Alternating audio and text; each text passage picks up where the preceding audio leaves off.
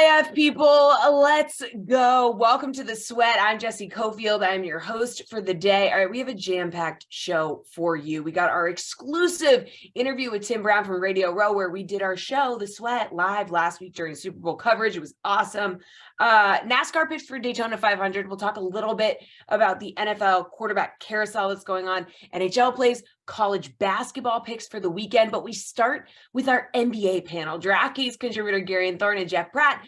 Fellas, All-Star Weekend is upon us. So let's get your DFS and betting picks. Let's start off with the Rising Stars game. So 4 teams this year, including one full of G League guys, namely Scoot Henderson. Jeff, which team is your pick to win? You know, when it comes to picking an actual winner, it's more of a complete toss-up because of how uncompetitive these games tend to be. But from a pure talent perspective, I think Team Powell blows the other 3 teams out of the water. I mean, you've got the clear rookie of the year, Paolo Banchero, an established young star in Scotty Barnes, and a complement of really talented rookies like Benedict Mathurin, Jaden Ivey, Keegan Murray. Team Joachim could give them a run for their money. Maybe. I'm a fan of Evan Mobley and Josh Giddey. All of that said, Jesse, you alluded to it earlier. The reason I'm watching this game isn't for those guys. It's to see how Scoot Henderson holds up against NBA talent, even if they aren't giving it 100%. I'm very intrigued to see how he does because, you know, he's a potential number 2 overall pick in this draft. I won't go number 1, but yeah. Gary and Team Jason has Scottie Pippen Jr. too. It does. Yeah, if I'm actually like handicapping this event, which, good luck to anyone who actually has to do that. I'm right in lockstep with Jeff. I think clearly the team with the most talent, and even just the way the roster is composed, like Team Pow doesn't have a center. Great. You don't need a center in these types of games. You need wings, you need guards, because you're basically just playing non-competitive pickup basketball. Again, Paolo, Scotty, Benedict Mathurin, like there's the better players seem to be on this team. So I do think they have the most talent. However, my sort of like general philosophy, I look at betting all-star stuff a lot like betting preseason football or end of season basketball, which is just like, who actually cares? Who does this matter to? And in that sense, it might not be a terrible idea to bet on Jason Terry's G League team because they're the guys who actually want to show out. They're the ones who are like, this is on national television. There are NBA scouts here. I mean, Scoot, he's going to go second in this draft, regardless of what he does. But I think a lot of these younger guys are going to want to make an impact. And if anyone's going to be trying tonight, it's going to be them. All right, let's move to the skills challenge. Team Antetokounmpo with the 3 brothers, Team Jazz, and 3 rookies. Do you have a pick here, Garion? So similar philosophy. I'm just going to go Team Jazz. One, they have the shooting, which sometimes matters in these competitions, sometimes doesn't, but legitimately they have the only 2 shooters in this 9-man field. So when it comes to making a 3-pointer or a mid-range shot, I know you can just hoist up 3 really fast and it doesn't matter if you made one or not. So again, these are all kind of nonsensical, but these are non-all-star caliber Jazz players playing in front of their home crowd. Like, again, I just think if you're asking me which of these 3 teams cares the most, it's definitely Team Jazz. So I'll go with them. Jeff, who are you rolling with?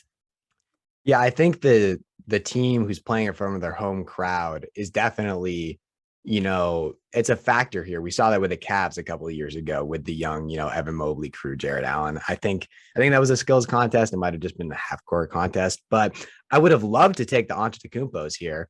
Who knows what's going on with Giannis at this point? My philosophy for the skills contest is the team that tries the hardest is going to win, pretty much straight up, because these other guys are going through the motions. And if there's one thing we know about the Antetokounmpos is that they always try. They show up no matter what, whether it's game 7 of the NBA Finals, a pickup game, you know, they're playing volleyball on the beach. These guys are going to give it their all. So if Giannis somehow comes back from that wrist injury and he's participating, which does not seem likely, I would go with them. But if not, I've got to go with the Jazz because, you know, as Garion said, they've got the shooters.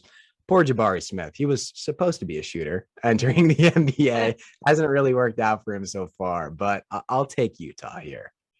All right, Jeff, who's winning the 3-point contest? Lillard and Hield favors on the DK Sportsbook at plus 425. Who do you like?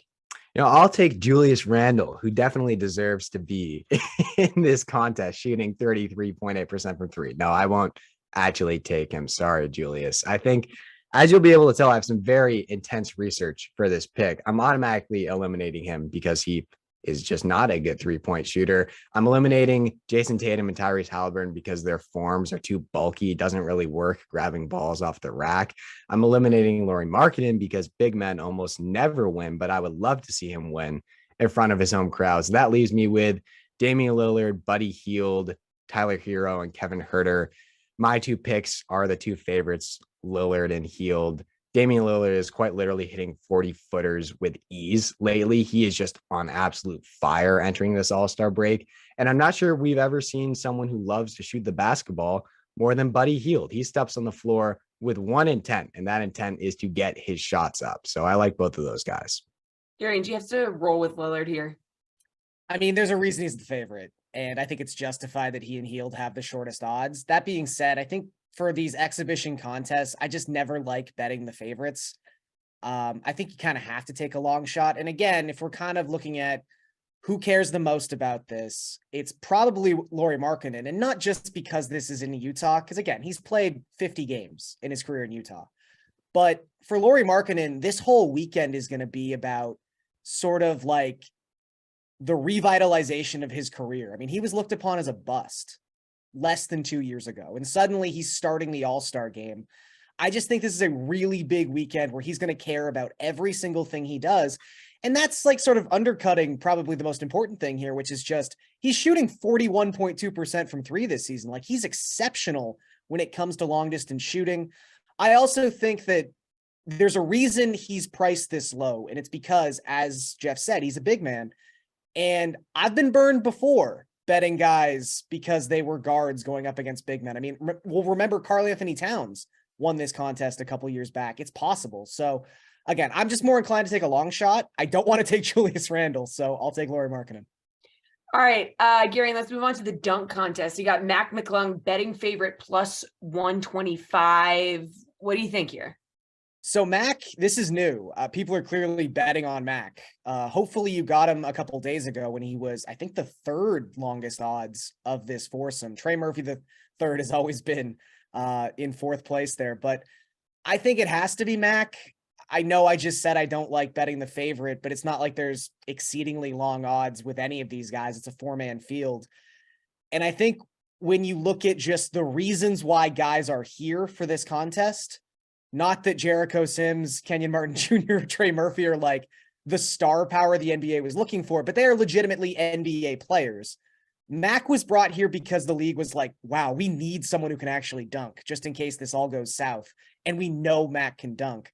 I think there's a reason people have bet him up to be the favorite. It's tough to get in late, but I think there's still time at plus money. Jeff, you think there's still some time here?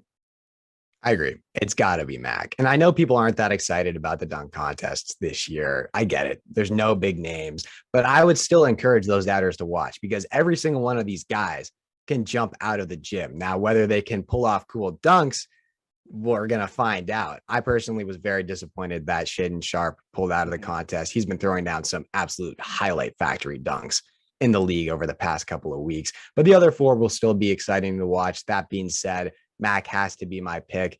He's the only G League guy in this event. This is really his chance to show up and shine, generate headlines, maybe make some noise, get some playing time for the Sixers post All-Star break. We've also been watching this guy throw down ridiculous dunks since his high school days. This is what he's known for. He is Zion Williamson without the rest of the package in terms of his high school mixtape. So, he's already said he's got a couple never before seen dunks planned. As long as he is able to pull them off, I think also being the only smaller guy in this contest does help him. So it's got to be him. All right. So you got the draft for each team right before the game. Let's do a mini mock draft. Jeff, you're Giannis, Gary, and you're LeBron. Gary and / LeBron, you're gonna have the first pick here, age before beauty. Draft the starters. What do you think? Yeah. Feels good to be the NBA's leading scorer. Happy for you, proud of you. Thank you. Earned it. I worked really hard. You earned it. I guess I'll take Luka. I mean, we'll talk about this, but there's a lot of like I don't even know if they're gonna play guys kind of staring at me right now. I'll take Luka. I think he's probably like the most entertaining of the all-star starters we still have. All right, what do we think here? Jeff, you're next. I want someone who's gonna do a little bit of everything. So give me Nikola Jokic. Oh, wow. Okay. Mhm. Okay. Do we just keep going back and forth, or we'll just take? Yeah. Yeah. Okay. Garian, Okay. go ahead.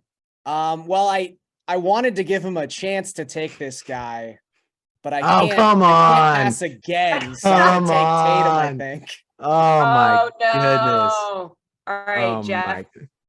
This You was supposed got- to. This was pleasant Yeah. up until this point. I know. Now, I don't know. I'm gonna go with Joel Embiid. He's one of those guys who Garian, as he alluded to, might not actually play in this game. But if he does, I'm building the front court here. We're gonna bully Jason Tatum. We don't care about him anymore.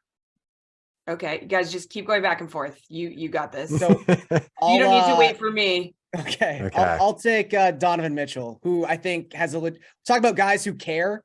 This is like the guy who cares about this game. This is a home game for Donovan Mitchell. He wants to show up in front of the Jazz fans.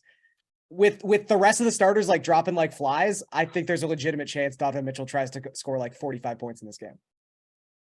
He absolutely could. I could see that. I will go with another high flyer and take John Morant. I need a point guard. This game was made for him in reality. So this is going to be tough because with the way this is trending, I think my options are take Kyrie Irving or take Lauri Markkanen. Oh, you know what? I don't want to stick. I already screwed over Jeff once. I will take Kyrie just so he doesn't have to have Kyrie on his team. And Jason Tatum apparently still likes Kyrie, so they can be teammates again. Yeah, thank you for that. I appreciate it. You've made up for that pick. I will gladly take Lauri. We're just going huge here. I'm pretty sure I'm Giannis, so Lauri Markkanen is going to be my 2, which will be very interesting to see how that works out. But sure, why not? We'll roll with it. Okay, so question for you. Is your number 1 pick, Jeff, the guy that you want as your DFS captain / pick for All-Star MVP? Well, I wanted to go with Giannis because he always gives 100% in the All-Star game. He's averaging like 29 points and 9 rebounds per game. But since he's likely going to be out, I'll pivot to 2 potential captains. The first, actually, both of them are on my team. It's Joel Embiid and John Morant. When I'm looking at the All-Star game rosters, I'm looking for high upside guys who have something to prove for a variety of reasons. And also youth will help. Embiid checks 2 of those boxes. He's obviously in a tightly contested MVP race with Jokic. And while how he does in this game will not actually affect the MVP race whatsoever, it will generate some headlines for him. As we know, the narrative is a huge part of the MVP race. So I think he's going to be due for a big game. No one plays defense in the paint, especially either in the All-Star game. So theoretically, every time he touches the ball, he could dunk. And then the other pick is Ja. As I mentioned earlier, he was made for this event, just a high flyer. I could see him going for 30 plus points as well. Okay, so Jeff / Giannis, you got Jokic, Embiid, Morant, Lauri. That's your team. Let's move on to LeBron, aka Garian. Is that who you want as your DFS captain / pick for All-Star MVP? You yourself? I don't think so. I mean, LeBron, like that's his whole thing, right? Is up until the last couple seasons, he's just made of rubber. Like he never got hurt. But you'd have to think with the Lakers actively trying to make the playoffs and needing to be successful across the last 20 games of this season just to even make the Western Conference play-in tournament, LeBron can't play that much in this game, right? Like that's just kind of how I'm thinking here. I honestly think the quote unquote West, I know it's going to get all jumbled up, but there's going to be someone who's priced really low on this DFS slate. Like I'm curious to see like what Shai Gilgeous-Alexander comes in at, because there's just going to be a bunch of starters who are either like Giannis, who might like play a minute and then be like, yeah, my wrist still is pointing in the wrong direction. I'm going to go sit on the bench now for 47 minutes. Like someone who's really cheap is going to play a ton of minutes in this game and be a great value. So I'm curious to see what happens when the pricing list comes out. But right now, I think Donovan Mitchell is still like my number 1 guy for All-Star game MVP or for a DFS angle here. Like I said, he's just going to be really motivated in this game. And that's what you're looking for, those motivated narratives in the All-Star game. Okay, so Garian / LeBron. You got Luka, Tatum, Mitchell, Kyrie. Jeff / Giannis, you got Jokic, Embiid, Morant, and Lori. When you're looking at these two teams, Gary and / LeBron, who wins? Are you going with your team? I think so, just because, again, you don't need centers in the All-Star game. Jeff even said there's no interior defense in these games, and he's got 4.5 centers on his team. So I think I got this. Jeff, what do you think? Unfortunately, does he have you there? I'd say I'm not sure we're going to be able to keep pace with his team from a shooting perspective. You know what? If this was an actual game and we'd be able to play interior defense, I'd say it would be interesting to see how these guys matched up, but it's not. So I think I'm going to take the L on this one. Oh, you hate to see it. All right. Can't wait to see how All-Star Weekend actually shakes out. Appreciate you guys. Thank you for hanging with us. We got to go to break now. Coming up next, we're going to break down tonight's NHL slate, the Sweat presented by DraftKings. We'll be right back.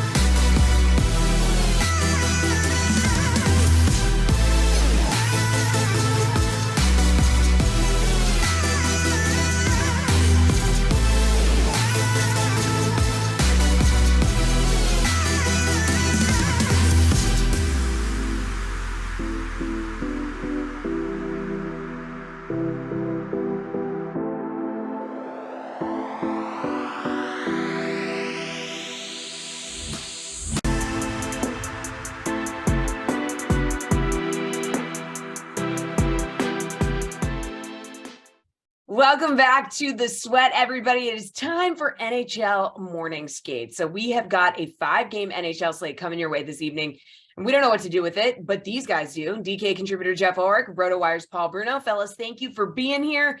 Let us start, Paul, with you. Who is your best DFS top price guy that you're rolling with this evening? Well, I'm going to go with Jason Robertson. He's been among the top 10 point getters in the league all season long, and he's got a good matchup against Minnesota, a team that's leaking goals against right now. He comes into this game with 5 goals and 6 helpers in his last 10 starts. Then I look at the dynamic duo for the Ottawa Senators. They are really enjoying life these days, both of them on a tear in their last 6 games, combining for 21 points between them and 44 shots on goal. I'm putting both of these guys in my lineup. Tkachuk will cost $7,600, Stützle $6,600. All right, Jeffrey, paying up for tonight. Connor McDavid, most expensive guy on the slate at $9,800. Yeah, I mean, there's 2 groups you want to pay up for. I mean, you know, obviously McDavid, 9,800 going up against the Rangers. This game has a total of 7 goals. I mean, you know, with the Rangers offense the way it is right now, I mean, I don't think there's any fear here of of, taking on a Rangers defense, which obviously good goaltender, but the Oilers at home, really tough to stop. I would lead with Paul, though. I really like the Ottawa duo. I mean, Brady Tkachuk having a great time right now. Stutzla, multi-point games left and right. I mean, these two guys are getting Chicago at home. Ottawa just feels like they're in a complete blowout spot here as winners. They're playing just great hockey of late. Getting wins when they're not supposed to. This team is looking quite dangerous right now. And I mean, just the discount that you're getting on a 5-game slate, I would lean Stutzla as the guy like you really want to build around. He's only 6,600. If he can get Tkachuk in there as well, but going with Ottawa over the big guns with Edmonton tonight saves you a ton of cash, and then you can you can sprinkle it elsewhere, which is going to just give you a more balanced lineup. So, all right, Jeff, if you're paying up somewhere, you got to find value. So where are you going for that? Yeah, and there is actually lots of it on this slate. I don't actually hate taking a look at the Anaheim Ducks players tonight. You've got, Ryan Strome is a great example, 3,700, getting first line power play minutes. Again, the Ducks are not good. They're terrible. Let's just be honest. But I mean, this game has a 6.5 total. They're playing a division rival. They're at home. The Kings can be had. I mean, they can certainly be had for a game. I think Strome at 3,700, not the worst idea there. You could pair him with Trevor Zegras if you really want to go for a low-owned, kind of just low-price Anaheim stack. But I'm looking at places like that. And you can certainly go to the other side of that game. A guy like Philip Deneau, only 4,700. So I think LA Anaheim actually offers really good value on both sides. Obviously, the Anaheim Ducks players, a little bit more risky, but also going to be a lot lower owned. All right, Paul, where are you looking for DFS value this evening? Well, I like much of what Jeff said, so I'll second that. But I'll also add in a guy like Vlad Tarasenko. I mean, he costs $5,000. That's not really discount value, but for a first liner with his pedigree against Edmonton, I think he's enjoyed some early success and in his new digs, and I think he's going to pad those numbers in what should be a high-scoring game there. And I echo his sentiments about the LA Anaheim game. I like Quinton Byfield as a first liner for the Kings, playing with Kopitar and Kempe, 4 points in his last 6 games played. And then rounding out the Ottawa stack on the first line, how can you not include Matthew Joseph along for the ride with the other 2 studs against Chicago? He's got 4 points in his last 5 games played, and I wouldn't bet against him padding those stats as well. All right, Paul, take us to the DraftKings Sportsbook. What is your favorite player prop that you're targeting for this evening? Well, are we tripling down now if I say Brady Tkachuk and Tim Stützle to score 2 points each or more?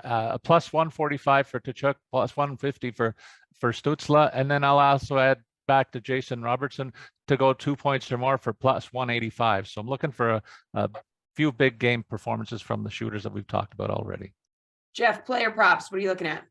I don't mind going taking one of these top liners on Ottawa for a goal. I mean, Alex DeBrincat at plus 130. I mean, again, just a player who just feels like he should be scoring a little bit more. Always like to look for players who are just a little bit overdue in the goal scoring department. DeBrincat feels like he's got some making up to do versus the other 2 big guns there for Ottawa. So I really don't hate that. I mean, they're just in a really good spot. They're playing well.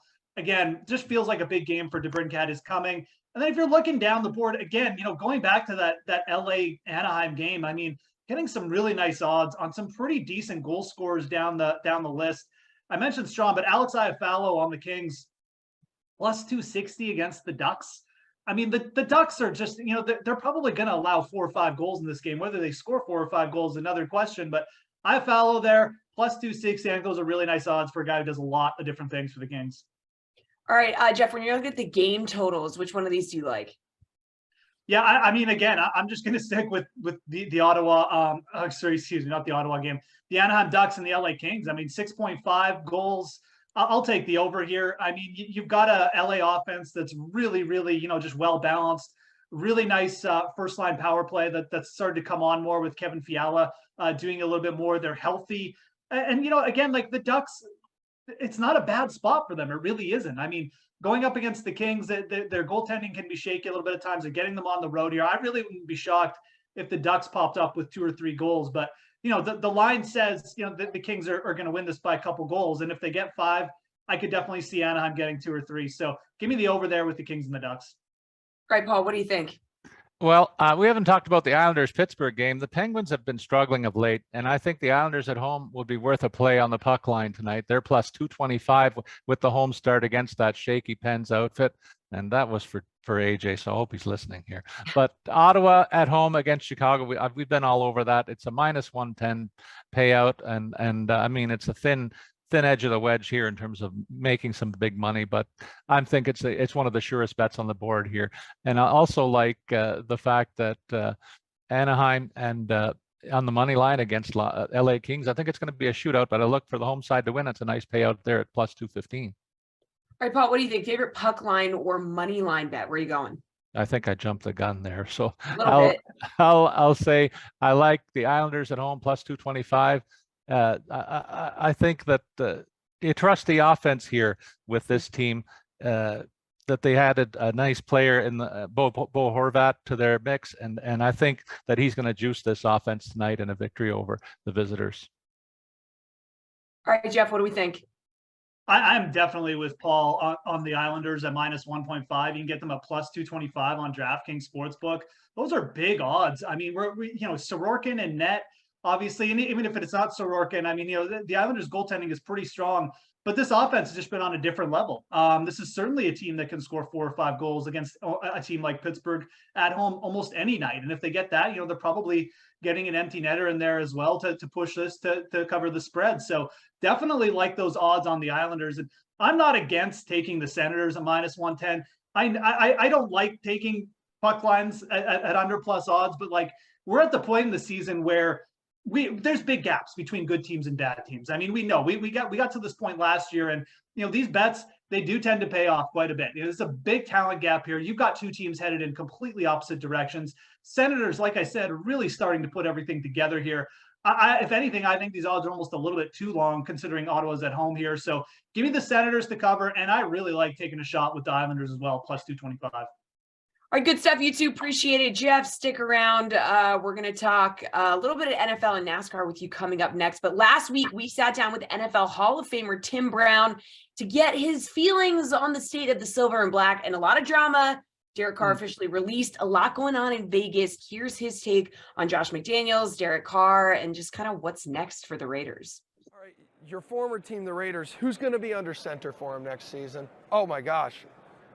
All right, so you almost lost me. You almost lost me right there.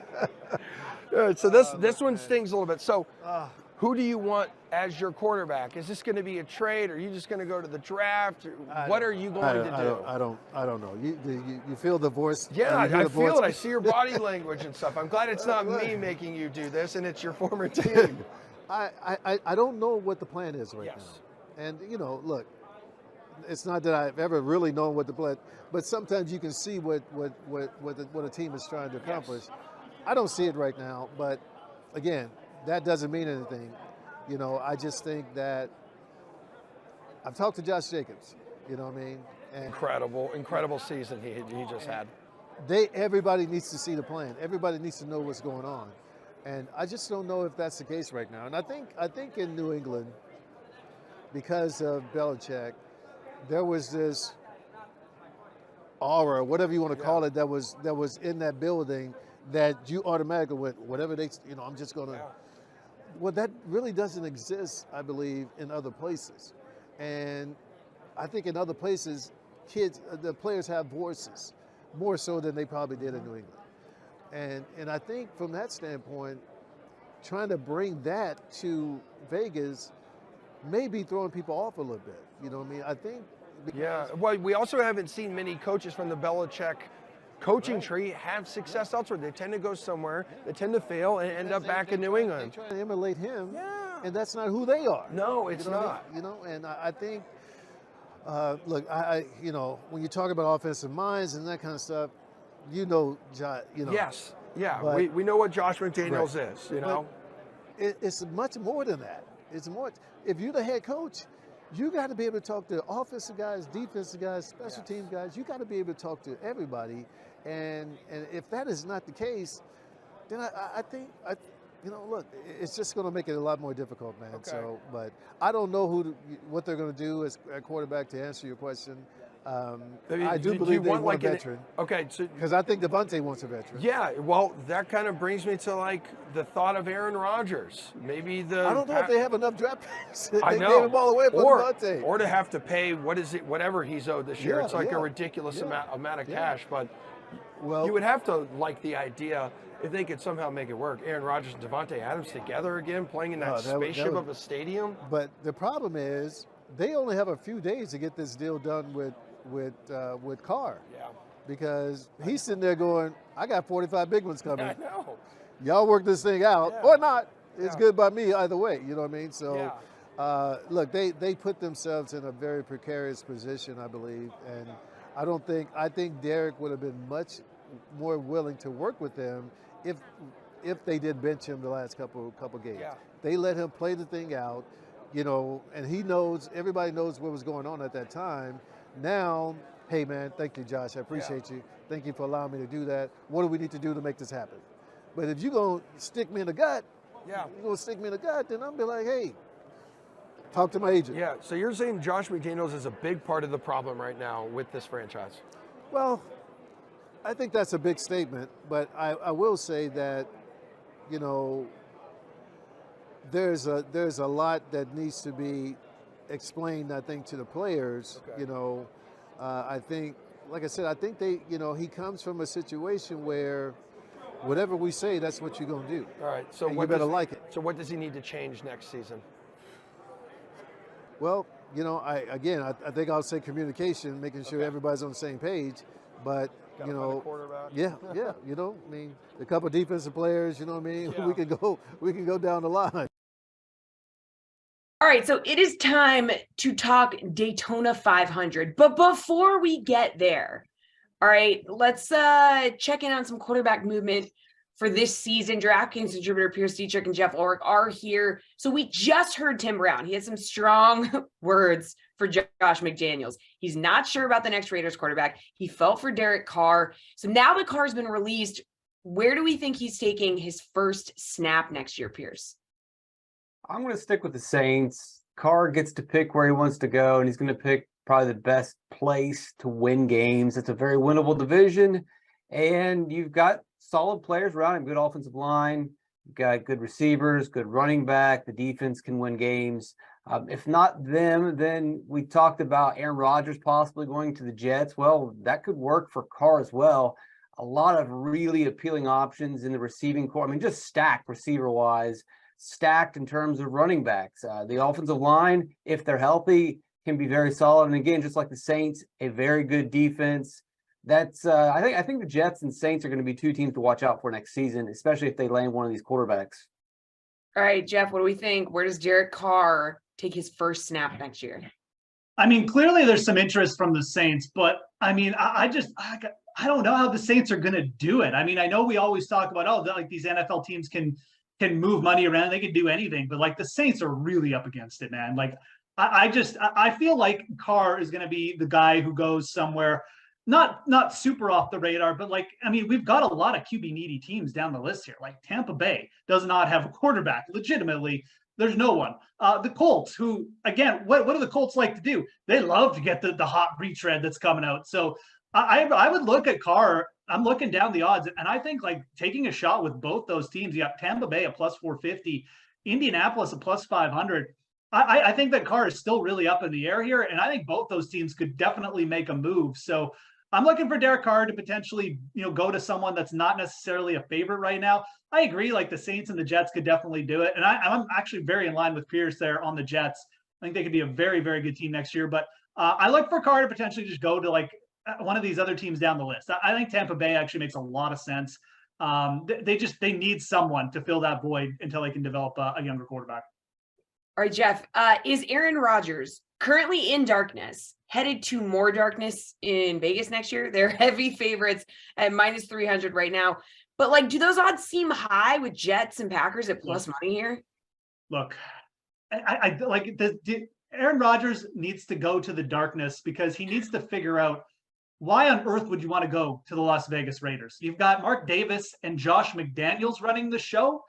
If this guy needs to go into the dark for 4 days to figure out that the Jets are the place he wants to be, I mean, I don't really know what to say. The Jets have a legitimate shot at winning next year. They have a top 5 defense. They have young wide receivers just everywhere on the field. They have a division. The Bills we just saw that the Bills got manhandled in the playoffs. They're a beatable team. The Dolphins may not even have a quarterback next year if Tua's injury issues become more of a problem. I think the Jets are the place where Aaron Rodgers is eventually going to wake up and be like, I don't want a part of that Las Vegas circus. I look at plus 250. I think those are nice odds. I really do think that he's going to get traded. I don't think he's coming back to Green Bay, but minus 250 to go to the Raiders, at some point this guy's going to realize it's just not going to work out there with Josh McDaniels. I look at Aaron Rodgers. I think the Jets are where he's going to end up. Pierce, where do you see him ending up? Dare I say the Jets are the sexy option. I can't believe that that's something that is a possibility. But how about the boring option? And it's a stays put in Green Bay. Yeah, it was a disappointing season, but there was a lot of reasons why it didn't work out in Green Bay last year. They didn't really have a strong receiving core. They didn't have much chemistry. They weren't healthy. But you saw them start to gel later on in the season where the veterans and the rookies and the young guys really started to play well and started to bond with Rodgers. He had to deal with offensive line injuries. If they can stay healthy, I mean, if you get a healthy line, the receiving core is a little bit better next year. Maybe through free agency, they beef up the line or they add somebody through the draft. Dare I say they bring in Odell Beckham Jr. You also want to look at possibly, and I know I'm going to talk about this guy way too much this offseason, Paris Campbell. It's just, I'm not looking forward to that, but Paris Campbell could be a superstar in this league. You bring him into Green Bay. They've already got a pretty good defense. Maybe he just stays put. All right, guys.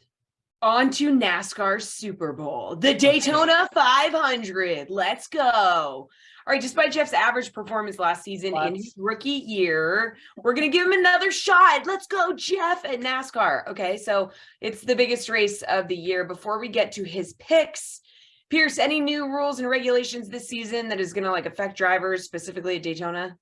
Yeah, nothing's really going to affect the racing this week, and nothing may even affect the racing all year. There are going to be some interesting road course changes. The fans like me that are super nerds were crying and complaining about, and NASCAR actually listened and changed things around, but that won't matter this week. And a lot of times these changes don't really matter at all. I mean, we've seen NASCAR change rules and packages every single year, and it doesn't really work. I mean, the thing is, NASCAR's engineers are the engineers that couldn't get jobs at F1 and couldn't get jobs with teams. So it's like, you're not getting Harvard or MIT grads. It's kind of like you're getting UMass guys making some of the decisions here. So not the best and the brightest. I don't expect much from the changes. So restart rules not a factor? I don't think it's going to have a big impact at all. NASCAR is always trying to change things up, and it never really makes much of a difference. Okay. Super speedways, it's all about place differential. Any change this year?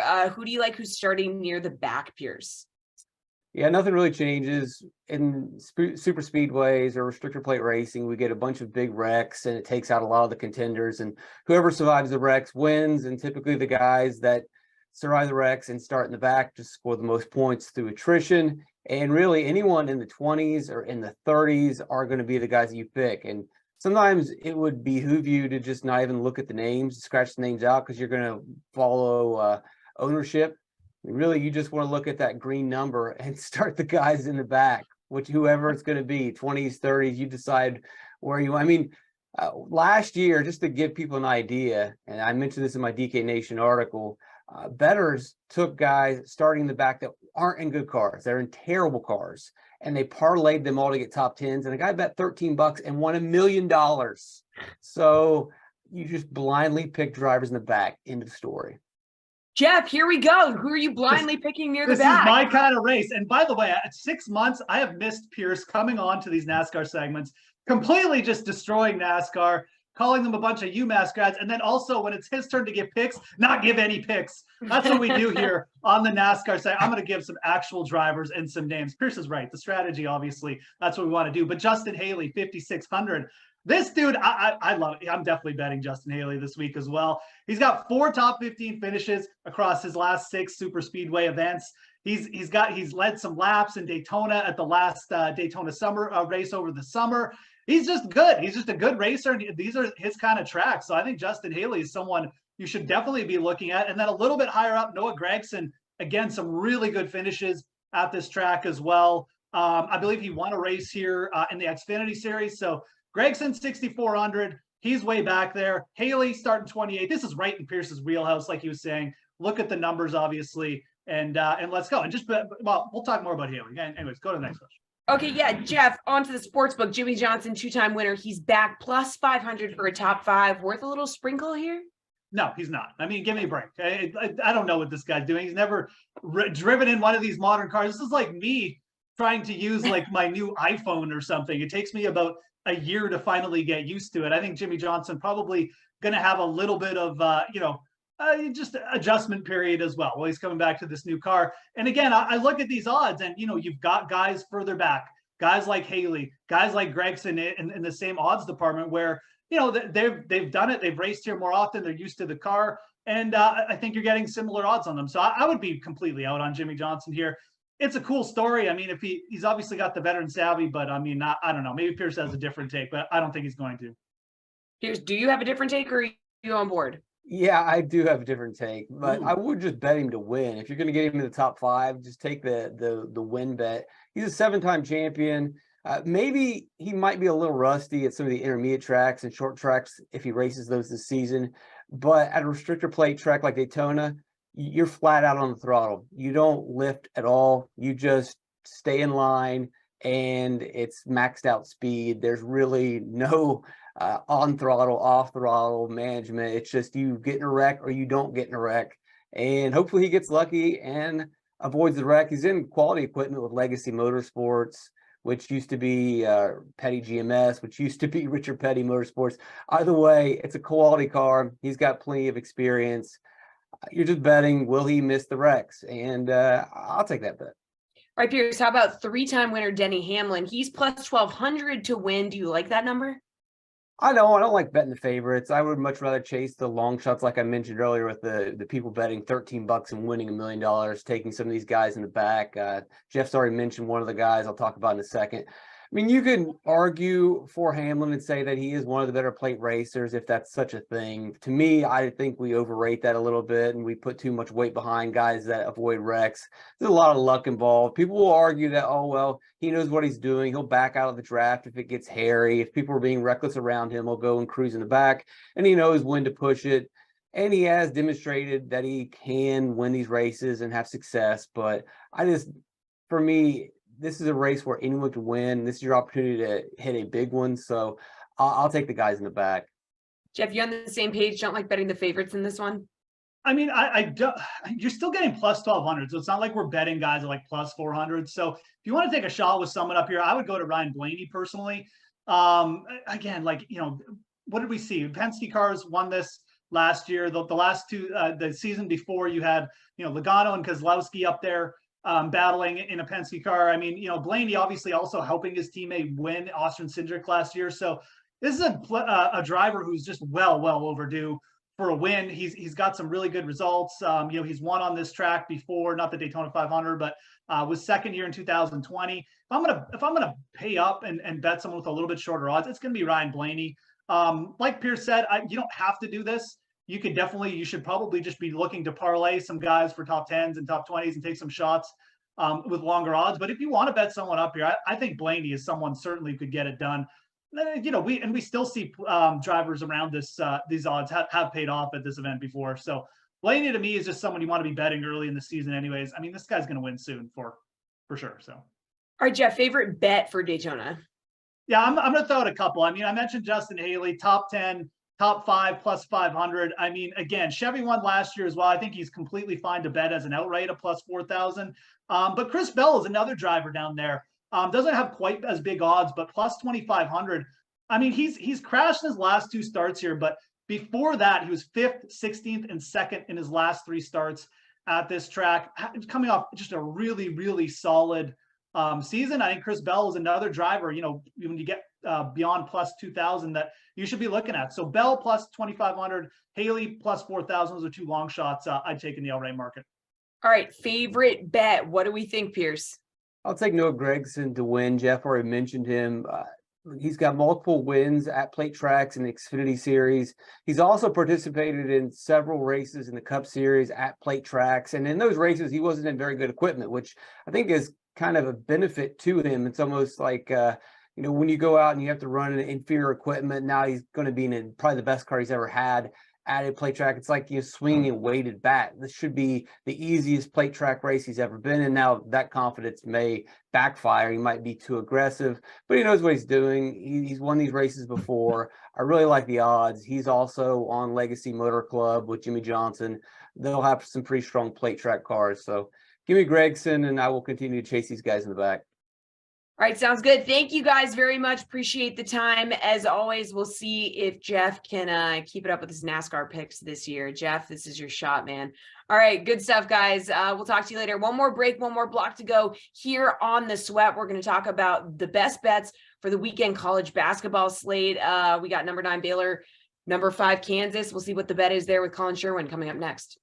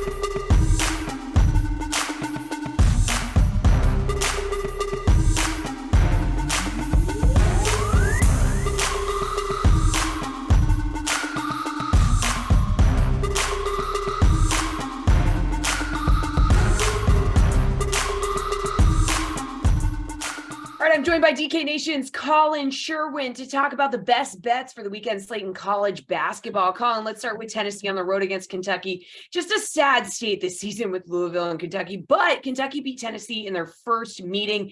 Any chance for another Kentucky win here? I mean, there's a chance. I mean, look, Kentucky still has a tremendous amount of talent, but like when you go through this roster, they just can't stop anything. 102nd in the country defensive efficiency, 278th in tempo. There's only 363 teams. You tell me a John Calipari team with all these athletes is only moving up and down the floor in the bottom quadrant of college basketball. It's ridiculous. As good as Oscar Schwebe is, and he's fantastic, and that's why they're the number one offensive rebounding team in the country, he can't stop all five guys on the other team by himself. Look, Kentucky's just a fade right now. And I've been the guy who's been saying, they're going to figure it out. They're going to figure it out. They just haven't figured it out yet. And until I see it consistently, you see a win like the Florida game and you go, maybe they figured it out. They haven't figured it out. They just might be bad. They just might be bad. All right. Keeping in mind that odds aren't out yet. Game of the day, number 9 Baylor visiting Allen Fieldhouse against number 5 Kansas. What do you think the bet is going to be here? So best guess here is it's going to be like Kansas -4 at open, give or take, probably right around there. In that case, I kind of like Baylor. I think they've just been more consistent as of late. They've won 4 in a row. Ever since they got Jonathan Schwebe back, they have been a much, much better basketball team. I really like the way that they're playing right now, but especially the way they're playing on the road. They go at TCU without Mike Miles, but they go at TCU, they get one. They've played at Oklahoma, at Texas Tech, and they've played well. I do think this is getting into Allen Fieldhouse for a big game is a whole other kettle of fish, especially on a Saturday when that stadium's going to be rocking. But if anyone can get out of there and get a win, I think it's Baylor. So if I don't love this game either way. I think both teams just have like a little bit of high ceiling, low floor going on. But if I had to take it, I'd take Baylor in the 4. All right, Alabama is number 1. No thanks to Nick Saban. And while it's usually a better matchup in football, Georgia on the road tomorrow. Are we going to see a blowout for the Crimson Tide? Yeah, Georgia's bad. Georgia's just bad at football. I guess you got to pay a little bit of karmic penalty for everything. Nate Oates really has Alabama playing great basketball at a super high level. They're very athletic. They shoot the 3 really well. They play a very smart game as well.